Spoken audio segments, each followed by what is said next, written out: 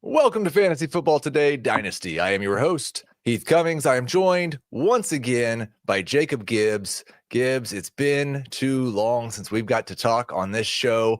What have you been up to? What's going on with the newsletter? Thank you for coming back.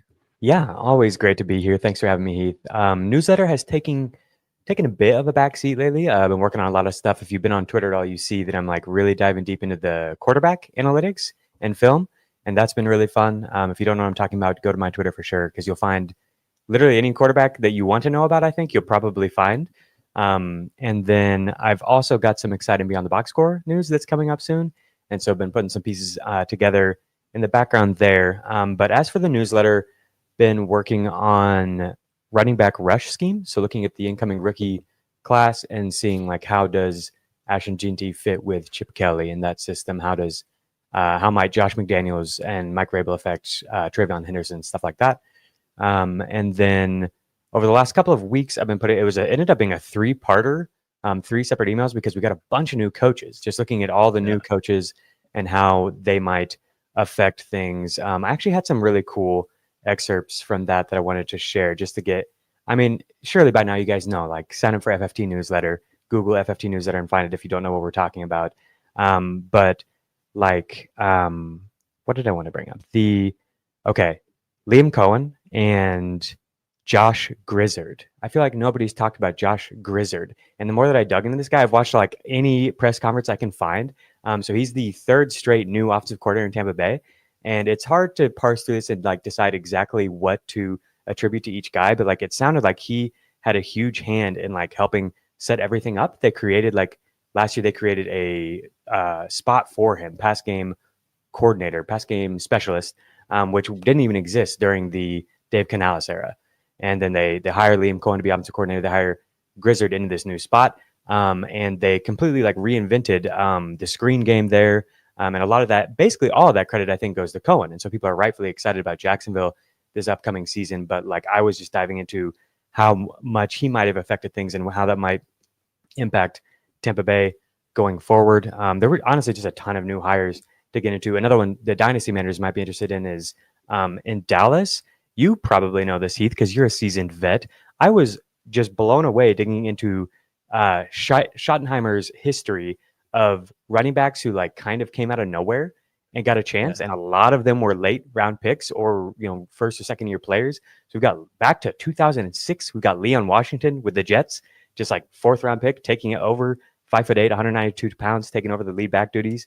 Zach Stacy, everybody I think remembers those days fondly in St. Louis, taking over as a round 5 pick. And then the next year, Trey Mason, round 3 pick, kind of taking over at the end of the season.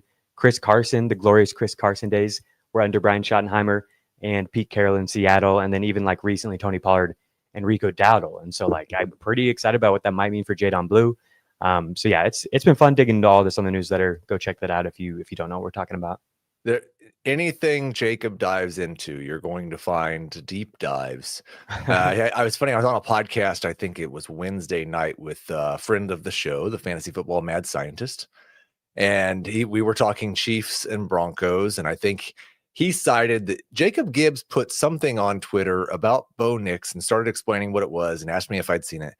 And I said, you could tell me that Jacob Gibbs said just about anything about just about any quarterback over the last 2 months on Twitter, and I would believe, yeah, that was probably him, because every time I open Twitter, it's a new thread from Gibbs, and it's all good stuff. You should definitely go take a look at it. I'm just going to ask you one more question before we get to the what we're talking about today. You've shown a lot of stuff with like catchable ball rate and accurate throws and videos to show what happened.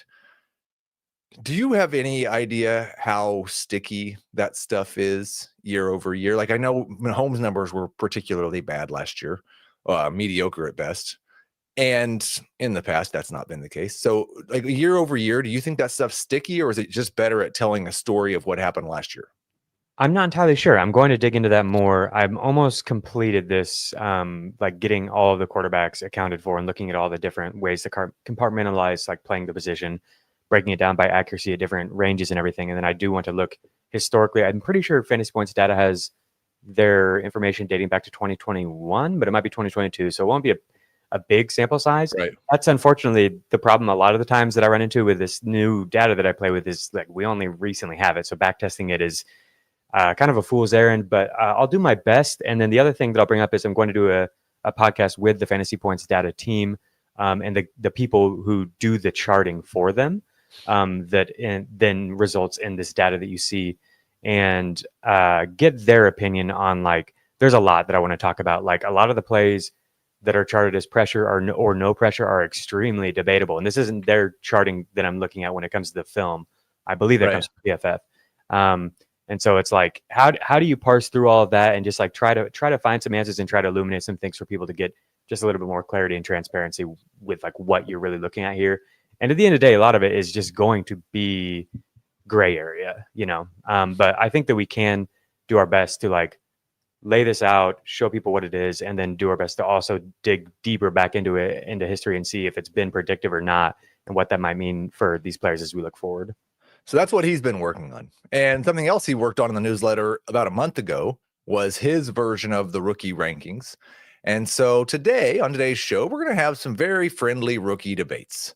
We want to talk about some guys that Jacob and I are kind of split on. A lot of times, listen, this won't be, I don't think anybody's going to plant too strong of a flag here because a lot of times we're talking about a situation where Jacob might have somebody second at running back and I have them third and we're swapped.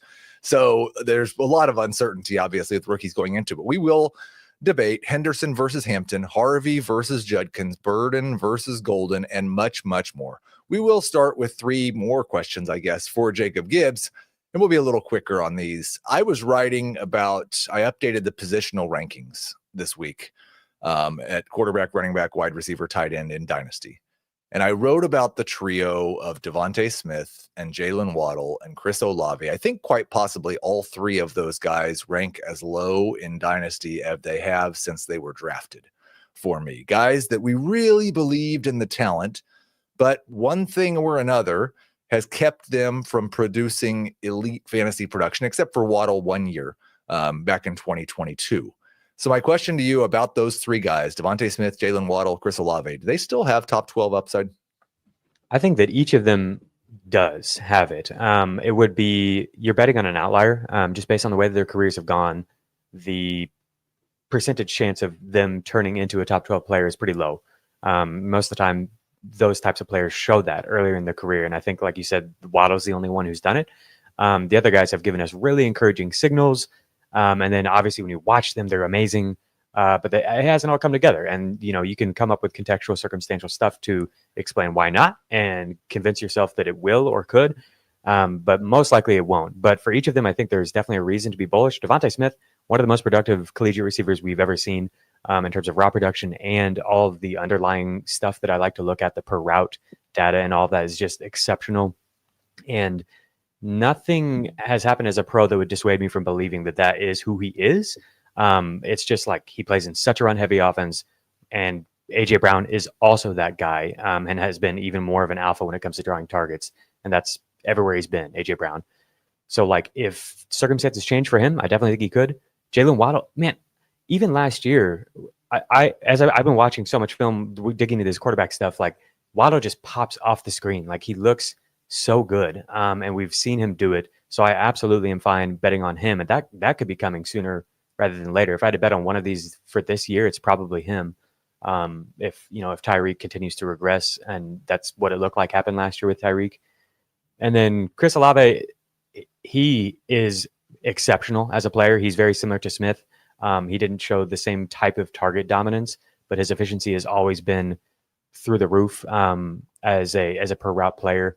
And so I get why people want to remain excited about him. He's probably the one that I would be the most dubious of ever turning into top 12 at this point of this group. Well, and part of that's his situation. Part of that's like there's legitimate concerns about his health with the concussions. And I think also, like, when you talk about Waddle versus Smith and who's more likely to do it this year, I think it's really like, are you considering the injury upside for one or for both? Because Devontae Smith's pretty much been that guy if Dallas Goedert or A.J. Brown are going. And then when both of them are there, he is the most mid-wide receiver 3 you've ever seen. And so it's pretty easy for me to just say, well, if one of those guys get hurt, then Devontae Smith's going to be an elite producer. And if they don't, then he's probably not. Waddle, I don't understand at all. because it wasn't just like Tyreek Hill took a step back last year and Waddle had the worst year of his career. And the offense changed. So I don't really have any idea. I rank them right now in Dynasty: Smith, Waddle, Olave. I agree with you on Olave being last. Question number 2, who scores the most fantasy or who scores more fantasy points in the next 3 years? Tyler Warren or TJ Hawkinson? That is an interesting question. I will just go with Hawkinson. I'll just bet on O'Connell, but I don't even know what his contract details are. Do you? I don't. What I thought was interesting is I was writing about Hawkinson today and the fact that like in the 2023 season, before he tore his ACL, he was tied with Travis Kelce for tight end 1, 14.6 PPR fantasy points per game, averaged 8.6 targets per game in O'Connell's offense since he got there before the ACL. So yeah, I would go with Hawkinson as well. I think it's an interesting thought exercise because we see almost universally that Loveland and Warren are ranked ahead of Hawkinson, who's not really, he's still in his prime. And I would expect he's going to be a top 12 tight end no matter where he plays. He might be top 5 if he's in Minnesota. But I do think it's interesting to think about if you were a contender and you have a pick and Warren's maybe their best available player on the clock, you might be able to trade that pick to somebody for Hawkinson plus and get a better player during your contending window. For sure. I just looked and he's under contract through 2027, but they do have an out after this year where they wouldn't take a ton of dead money. So, and like how much further he's recovered from that ACL probably determines whether that's appealing. If he's TJ Hawkinson, they're probably not trying to get out of that contract because they seem to love him. Question number 3, who is the best rookie or 2026 pick that you would trade for Derrick Henry if you were a true contender? It's a good question. Would you trade Judkins for him? I think that's where I would start, somewhere around there on the high end. So you're thinking that, and for you in a tight end premium league, that's probably somewhere around pick 110, 111, something like that. Yeah. And then a 2026 first, if you're a true contender and you're adding Henry to that roster, that makes you more nervous because you don't know what that pick is. Right. But it's also a year away, and you could have Judkins and Henry on the team this year and then not have that pick next year. Like that one's more borderline. Yeah, I would be pretty wary of making that type of a move, but I could see it. I could see you justifying it. I have a tough time. I always wanted like have my cake and eat it too. I have a really tough time being like, all right, I'm going in and contending, like, and I'm selling the farm because I'm going to build this mega team. But like often you do have to do that. You look around your league and it's like, okay, this team is like positioned to crush this year, you know? Yep. And your team that you feel really good about is like relative to redraft teams, you know? And you want to keep those young pieces in place, but it's like you really might need Henry. So I guess I could get it, but I would be uncomfortable with it. Let's take our first break, and then we'll get into Omarion Hampton versus TreVeyon Henderson. When you need your sports news all the time, we've got breaking news to bring to you. CBS Sports HQ gives you a snapshot of all the sports that matter to you. When you need your sports in a snap, find it on CBS Sports HQ, streaming free anywhere you are. So this is one of the few debates, Omarion Hampton versus TreVeyon Henderson, that I've set up that one, I want to add a qualifier for, and two, I think I actually am trying to argue against the draft capital. A lot of the times I'll be arguing for the draft capital. You kind of have to go back and forth on that. But the qualifier is this is for full PPR leagues. And it maybe that would change your answer, but I think they're really close in half PPR. I see in full PPR, Hampton still going above Henderson, and I don't fully understand that. I'll start with Henderson because I feel like I am the road team since Hampton was a first round running back. I'll let you be the road team later. I liked Henderson more than I liked Hampton coming into the draft. That made me a little bit unique. I think Matt Waldman had Henderson higher as well. I really felt like, man, Henderson could crush PPR leagues because of what he can do in a pass catcher if he lands in the right spot. And I know people don't think of the New England Patriots as like this awesome offense that you want to be a part of as a running back. The offensive line wasn't even that great, but it's Josh McDaniels. And you got a young quarterback in Drake May. And there's basically no wide receiver 1. I'm not entirely sure there's a wide receiver 2 on this roster. But I think there's an excellent opportunity to catch 60 passes as a rookie and thrive in exactly the type of role he was supposed to be in. And probably as the year goes on, take carries away from Ramondre Stevenson, who's just not that exciting to me. So for 1 year, I'll take Henderson. For the career, I'll take Henderson. Tell me why I'm wrong. I think that Henderson was below him from a prospect evaluation standpoint. especially for fantasy, because I think Hampton is almost definitely, when you get first round draft capital attached to him, going to like play that every down role. Whereas Henderson, it feels like a stretch that he can get there. I think that he can. We saw him do it early in his career at Ohio State, but already they're kind of talking about him as like a gadget player. Like I hate that. I hate the word gadget being attached to him. I think that was out of McDaniel's mouth today. And so I don't love that. The other thing is we didn't see Henderson do the elite receiving stuff that people attribute to him at any point. I think, like, from a statistical standpoint, we never saw that. He gets put in the same tier as some of these other running backs like Jahmyr Gibbs, but like he just doesn't belong there if you look at his collegiate stats. So Josh McDaniels could help him get there, but there's another factor at play in that Drake May loves to scramble. Had like one of the highest scramble rates of any quarterback not named Jaden Daniels. I think he was next. And so that there's a lot of pieces with New England that makes it a very volatile projection. I'm very intrigued as I dug into the coaching stuff. Like McDaniels could be a great fit for him, I think, from both a run scheme standpoint and then also the propensity to get the ball to the running backs in the passing game. But I'm very curious how Drake May will affect that. Another area I'm really curious about is Drake May going to be used as a rusher around the goal line a lot? Cam Newton was, I think, quarterback 14 in his age 31 season in fantasy. In 6 point per passing touchdown leagues, and he threw 8 touchdowns. And that was because he had, I think, the second most designed rushes of any quarterback in the NFL, like more designed rushes than he'd ever had in his career under Josh McDaniels. And so, like, are we going to see Drake May used that way? Because May wasn't used as a design rusher at all before. I think he might be muted, Heath. And that's not exactly an apples to apples comparison, obviously. Yeah, no, we're talking about Cam Newton after he lost the ability to throw a forward pass, yeah, but was still the best goal line back in the NFL. Versus Drake May, who I think could definitely have more rushing touchdowns than he did last year. Yeah, I think he will. And so that's where it's like Henderson, I think the rushing touchdown upside might be capped, and I don't know what to expect with the receiving, whereas Hampton just feels so much safer. If you want to swing for upside, I could see it because Henderson obviously has the speed and the potential receiving involvement as well. And when you say that Hampton's going, like, his draft capital means he's almost certainly going to be a feature back, how long do you think it takes before that happens? I think it happens this year. I'd be shocked if he's not like playing 60 or 70% of the snaps by like week 5. I just think Najee is toast.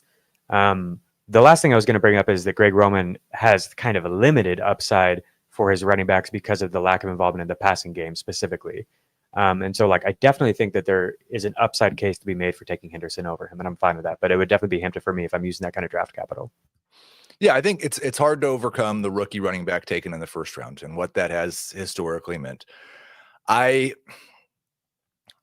don't, and you did a good job of bringing it up. Like, Greg Roman's offense is great for running as a team, and it has been good for some running backs, but it is often a committee approach in that system, and it's usually a committee approach that is splitting up rushes because there aren't that many targets.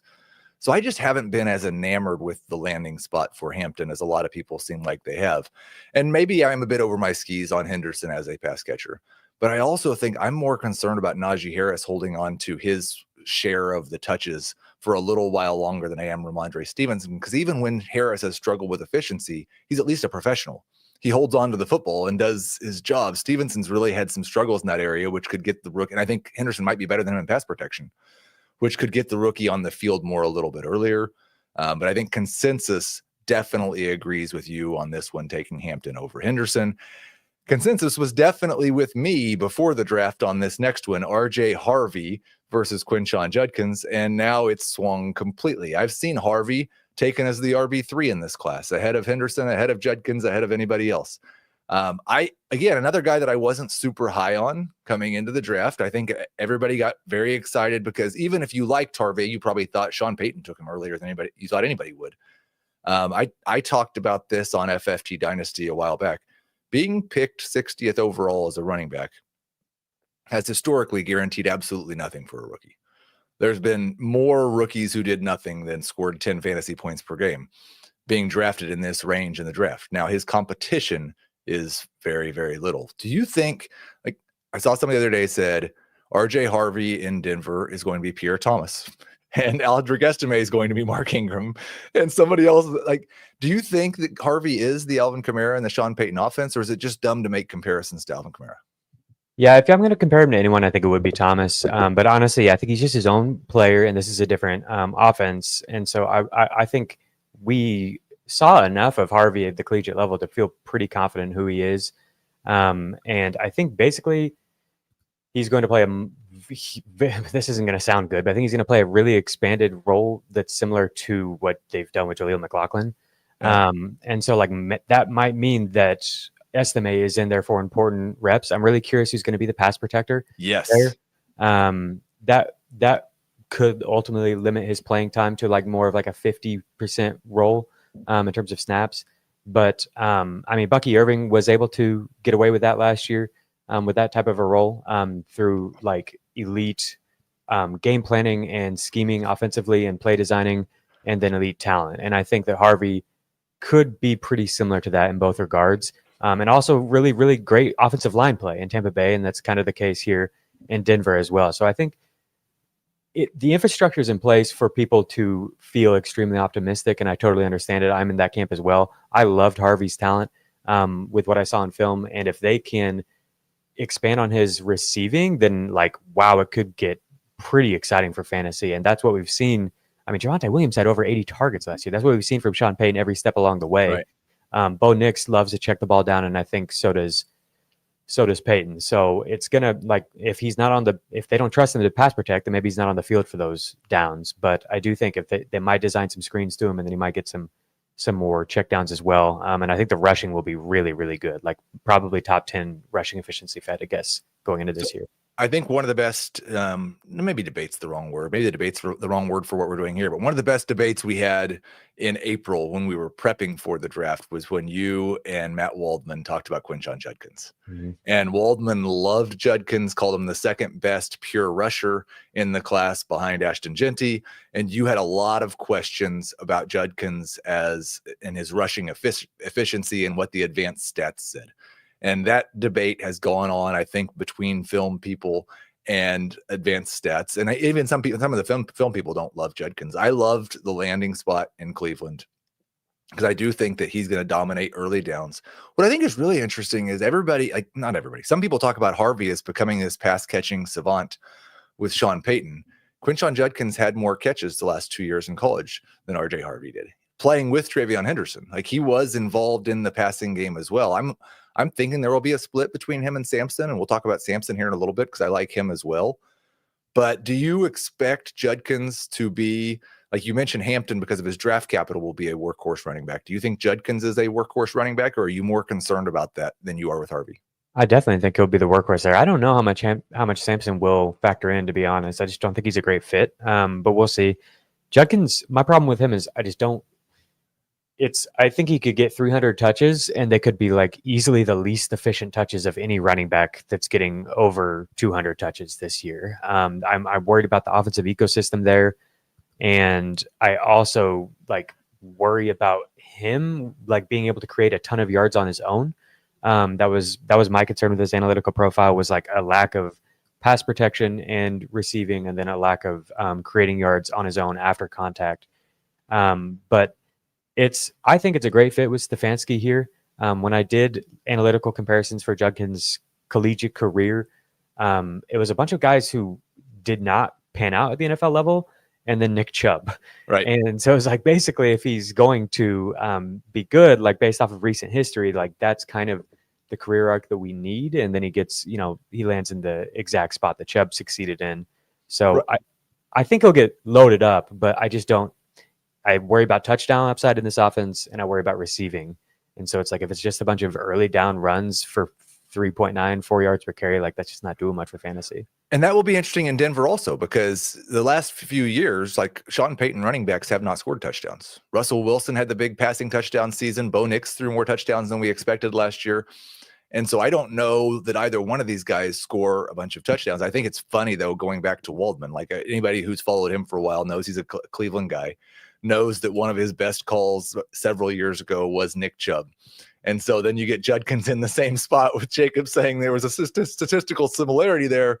And it is kind of funny. But yeah, I think I expect Judkins to be similar to Harvey this year. And somebody in the chat brought up something that I've talked about regularly on this show. We haven't brought it up in this debate yet. So he says, people fall in love with projections, but at the end of the day, isn't Harvey pretty much only for contenders due to age?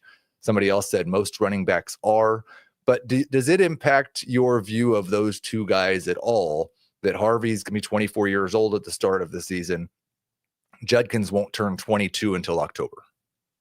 I think Judkins is more of like a long-term window. I don't know if he's going to give you much this year beyond just like a solid running back 24 finish, something like that, where at the end of the year, he's just churning out 12 points per game or whatever. The only places that I've landed Harvey, it's been hard to get him. People are really just clamoring to get their hands on Harvey at the back end of the first round, trading up to get him, trading up in front of you. Like, the only places I've been able to get him are on teams where I feel a need to like supercharge the team, where it's like, I think that this team could be really good if he is like this year's Bucky Irving, you know? And so it is kind of like a shorter term window. I think that is kind of the right way to look at these two.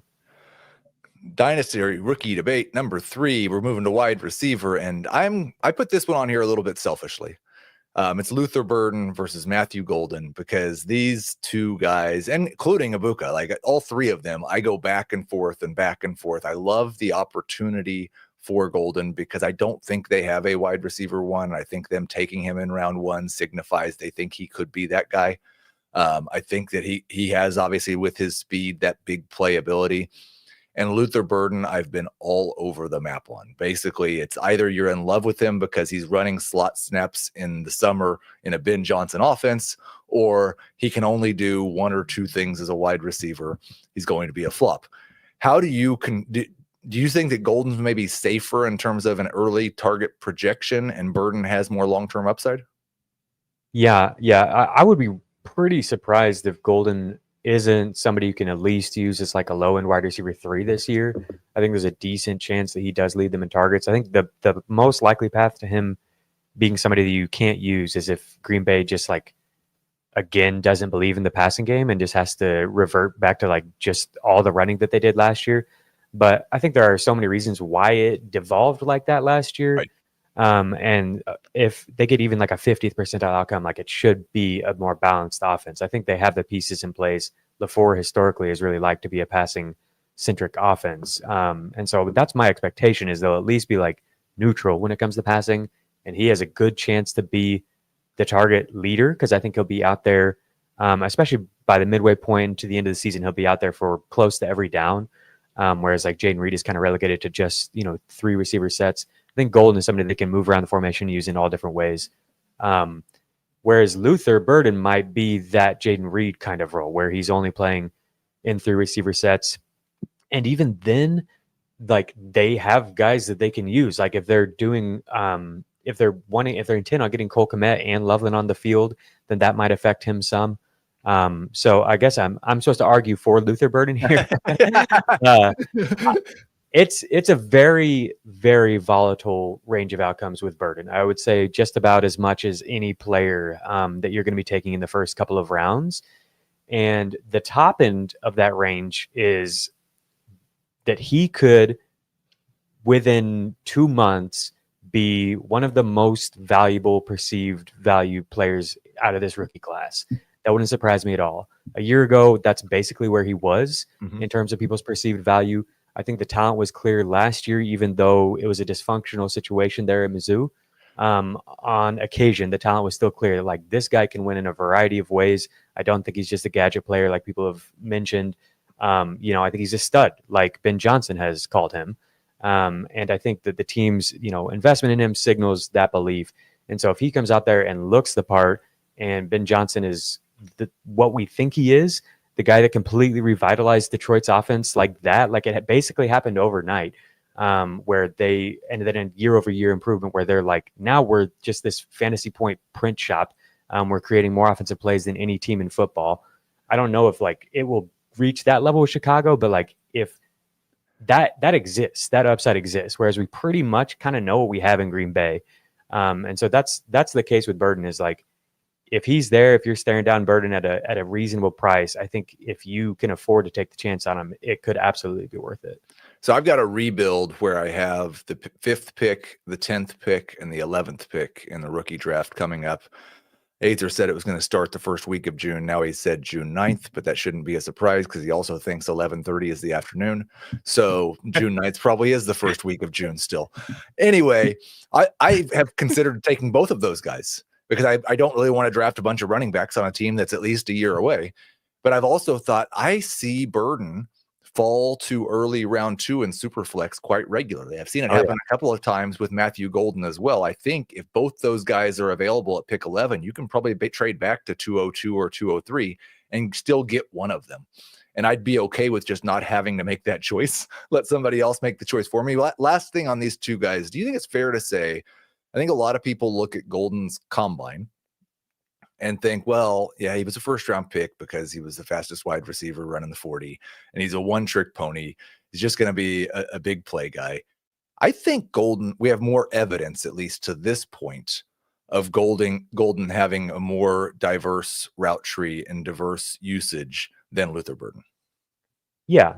I think the reason that he was around, I mean, the 40 time probably had something to do with it, but I think the reason he was around one pick is you saw him come on at the end of the season and become a guy who can win all over the field and demand targets. He looks like Kyle Williams, who people love so much. It's like that kind of winner as a route runner, with just precision and footwork, and timing.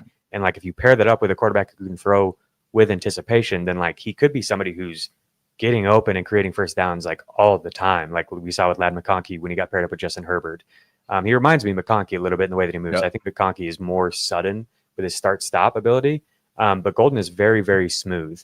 And yeah, I think Jordan Love is that guy. I think he can throw with anticipation. He's obviously erratic at times, but like if those two get on the same page, I think it's different than Burden. Mostly was like the gadgety stuff, and then he does win on the vertical plane, but it's almost like exclusively slot fades and then like winning at the catch point, or just burning people outright.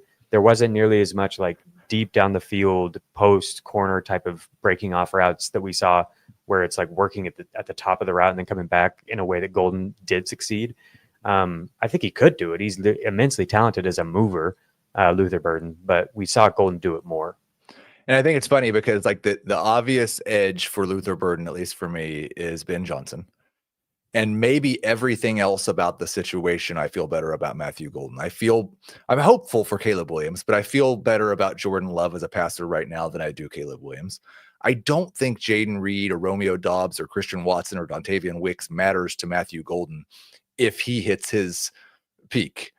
DJ Moore and Rome Odunze could still be a bit more of a problem for Luther Burden as he tries to become a starting wide receiver. And I do think we see him probably in 3 wide receiver sets early on. And like we hopefully see Golden as more of a full-time wide receiver. Let's take our second break. Real quick. Yeah. Matt LaFleur is the man. Like the point here being that like Ben Johnson is what might put Luther Burden over people's heads, over Golden people's heads. Like, I think that's recency bias, and it's entirely possible that LaFleur is as good as him. We can list off all the reasons why we're excited about Ben Johnson, but like LaFleur's been doing this for a long time. If you go watch the Jordan Love quarterback videos, like throwing from a clean pocket, throwing for his pressure, it's amazing how many plays were left on the field by the wide receiver group. Yeah. And that's because they're open all the time. LaFleur is scheming them open all the time. Dontavian Wicks. Yeah, Wicks, Reed, Doubs, it was all of them last year. It really was. Like, I think Doubs and Reed are pretty good players, but like no one was exempt. And I really do think that like LaFleur is as good as it gets in terms of the route concepts and layering things in a way that allows people to become open and then create yards after the catch. Okay, sorry about that false start, Harry. We will talk about Bhayshul, Tuten, Trey Harris, Jack Bech, and more after this second break. They want to take this place from us. My family is in danger. My wife is lost to me, and I don't have time. 1923, new season now streaming exclusively on Paramount Plus. Okay, so this next debate, we're going to the lower end guys, maybe round 2, maybe round 3 for a couple of these guys. Some of you may find one of these guys in round 4, probably just Dylan Sampson.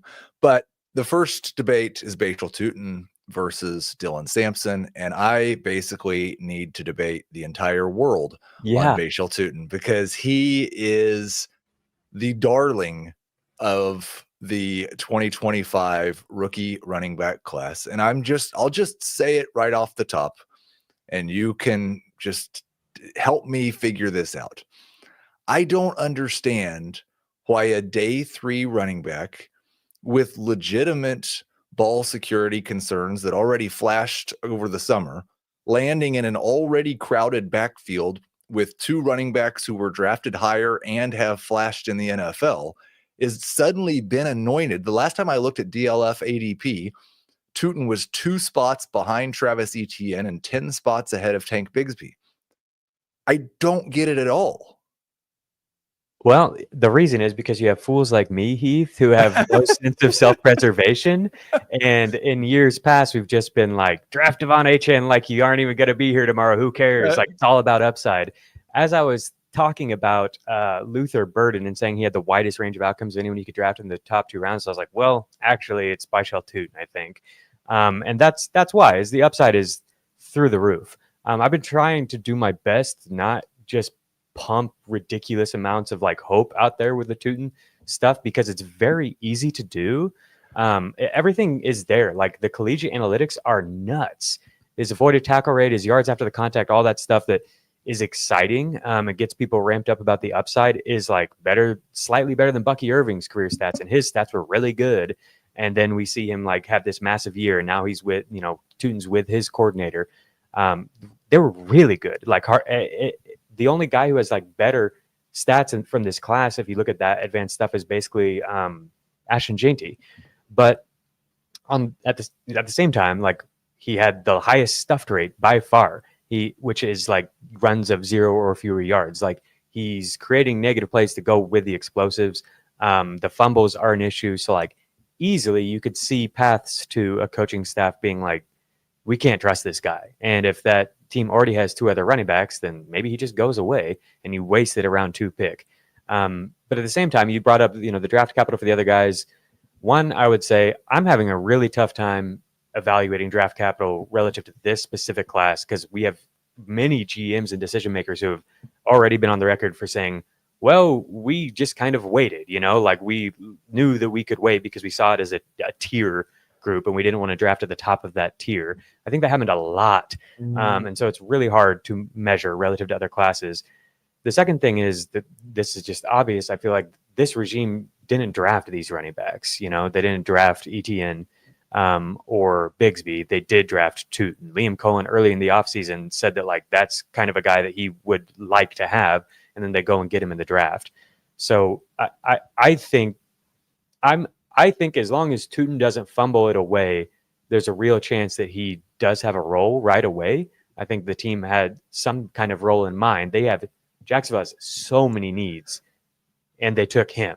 But in round 4, like most round 4 running backs don't have a role right away at all. At the top of round 4, one of the first picks on day 3 with a bunch of really good running backs still on the board. Yeah, that part is true. I'll transition away from the Tuten questioning to go to Dylan Sampson, who I think both of us had ahead of Tuten before the NFL draft. I remember several Jacob Gibbs film cut-ups about Dylan Sampson. You loved him. Drafted. When I thought this question, I was confused. I was like, is this based off my rankings and I had Sampson too high? Because like I can't argue for him over Tuten at this point. But I'm very excited to hear. No, I think the argument is that the draft capital is not different enough. The competition they will face for touches is not different enough to supersede the guy that we thought was better, the guy who led the SEC. I just almost said ACC, but I think that was Tuten. Led the SEC, the real football conference, in rushing yards and rushing touchdowns last year, and that we all loved on film and statistically coming into the draft. If one of these guys was a round 2 pick and the other one falls to round 5, then obviously you got to make that distinction. If one of these guys goes to a place with an established starter, if Sampson had, and Tuten goes to a place where there's just the RJ Harvey role, then I would understand that as well. But I don't, and I love Judkins. I just argued for him. I think he's going to be a very good back in the NFL. I just don't necessarily agree that the rookie day 2 pick is necessarily more difficult to overcome than the day 1 and the day 2 pick that we're already have shown the ability to succeed in the NFL. Yeah, I think that's all fair. So are you saying that you'd rather have Sampson, or like you would just rather arbitrage, like trade the round 2 pick, pick up a round 2 pick next year and take Sampson around 4? I have yet to consider Tuten in round 2. So I'm talking about a round 3 pick only. Tuten's never there, so I don't actually get to make this decision. But yes, I have Sampson ranked higher. I think it is way more likely that Tuten does not ever enter your starting lineup in fantasy than that he becomes the lead running back for Jacksonville. That's fair. Yeah, I loved Sampson. You're not going to get me to say anything bad about him. I just don't know what the fit is here. Stefanski is a mixed running scheme that uses, a lot of shotgun and under center runs, whereas like with Sampson, I was really hoping he might land with a team that is leaning more heavily into the shotgun running, because that's almost exclusively how he was used at the collegiate level. The other thing is I don't feel like he fits the scheme very well in terms of the specific types of runs that they like to use. It felt like truly just we've got this guy this high on our board and this is just how we draft. This is our philosophy, is like we're just taking the best available player, kind of like they do with QB. And I just don't know what to make of that. No, I can understand if it's a scheme thing. When before the draft, I think you expected Judkins to get drafted before Sampson, so you may have had Judkins higher than your rankings. But if you were just evaluating the two rushers and how you felt about them based on film and stats, did you significantly like Judkins more than Sampson, or did you even have Sampson ahead of Judkins? I feel like Judkins was more versatile, where like you could plug him into a lot of different types of offenses and he would help. Sampson, I think it would have to be a specific, if he's with a decent offensive line where he can read and react, I think he could be really, really good, and could be like a lead back and keep an offense on track while also creating explosive plays better than Judkins. But it was kind of specific to where he landed. And so to see the NFL not really value him that much and then him land as a backup to a team that has a guy that they took, early. They drafted Judkins ahead of TreVeyon Henderson. That's just tough. I haven't got him anywhere, which sucks because I really, really liked him. Right. No, I think I expect honestly both of these teams to run 2-back systems. That's historically what both of these coaches have done. We had Nick Chubb and Kareem Hunt. We had Nick Chubb and Jerome Ford for a while. I think they'll have 2 backs getting 8 to 10 touches minimum per game. Sampson's probably still not that worthwhile. I don't know. Ford's still there, right? I think it'll be Ford. Like if they get rid of Ford, then maybe I could be talking to him, but I'm afraid he's just the better passing down skill set of the two. The indications and this could turn as well. Like he's got a summer to change opinions. They were not very fond of Jerome Ford last year. They kind of went to him because they couldn't do anything else, but I think they thought he danced too much and he'd have an 80-yard run. And then he's kind of a Ken Walker, but much, much worse. And I think Tuten has the same thing. More often than not, I think both these guys need an injury before they're going to have success. And Mr. Popinski, one of our top commenters, says it might take a shot on Jordan James before Sampson. I've got Jordan James ahead of Tuten as well. So I'm okay with that as well. I almost put James.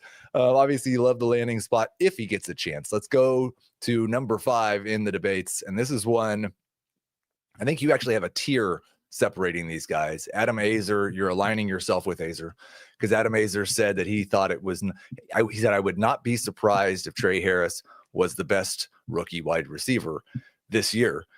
And I like the opportunity better for Bech. And I think I like the skill set better for Bech. What is it about Trey Harris that you think he does really well? And do you think the Chargers have to make a big change in terms of pass volume for him to make a difference with Ladd McConkey already there? I think what Trey Harris does really well is he crushes press coverage. If you can get him in one-on-one situations, he is just a handful physically. He's extremely powerful when attacking on the vertical plane, coming back to the ball. And there are very few cornerbacks, defensive backs at all, who are going to be able to contend with him there. I think he's just going to win those most of the time. I don't remember seeing him ever drop a catch that hit his hands. He won in contested catch situations all the time. And I do think he can create some separation. They used him at Ole Miss in a very limited way. So we don't know, there's no way in field confidence in how his route tree will translate to the pros. But he did win over and over and over. And like the analytical stuff is absolutely insane for Harris. And so that's the upside case, is that all this underlying stuff data-wise suggests that he's really good. And then you put on the film and it's like, wow, this guy is a monster. And if he gets to go play in LA with a great quarterback and Ladd McConkey being someone who really, really threatens opposing defenses, then you can see a path to him getting more one-on-one looks. I don't know if it's going to be a high target volume role. I think it will probably be something similar to what Josh Palmer saw last year, Right. but I think that he could be a lot more efficient with those looks and potentially then get more looks because he's capitalizing on those. If you watch the Herbert film, it's kind of similar to Jordan Love, except that he does have Ladd McConkey. But other than that, it's like, man, he's making just phenomenal plays and they're letting him down. Like especially in the improv game, like he needs somebody else who can win and come back to the ball and make these plays. And it was basically just McConkey. So I'm really excited for Harris there. I think he has much more upside than Bech, but it also wouldn't surprise me. Receivers who are almost exclusively vertical threats and are running really deep routes often are much cooler for real life than they are for fantasy. Right. Like Alec Pierce has been a very good real life player for the Colts. Doesn't matter for fantasy. And part of that's the QB play. But a big part of it is it's just really hard to get a target share north of even like 15, 18% in that role. I think Bech's upside might be a little bit understated just because we have a lot of uncertainty about how they're going to use the weapons there in Las Vegas, because they have a lot of guys that can do multiple things. Jacoby Myers is better in the slot, but we've seen him perform as a number one wide receiver. Brock Bowers is going to move all over the field, and they're talking about doing the same thing with Bech. Oh, he's going to play both outside and inside. I don't know that he has a predominant role in this offense.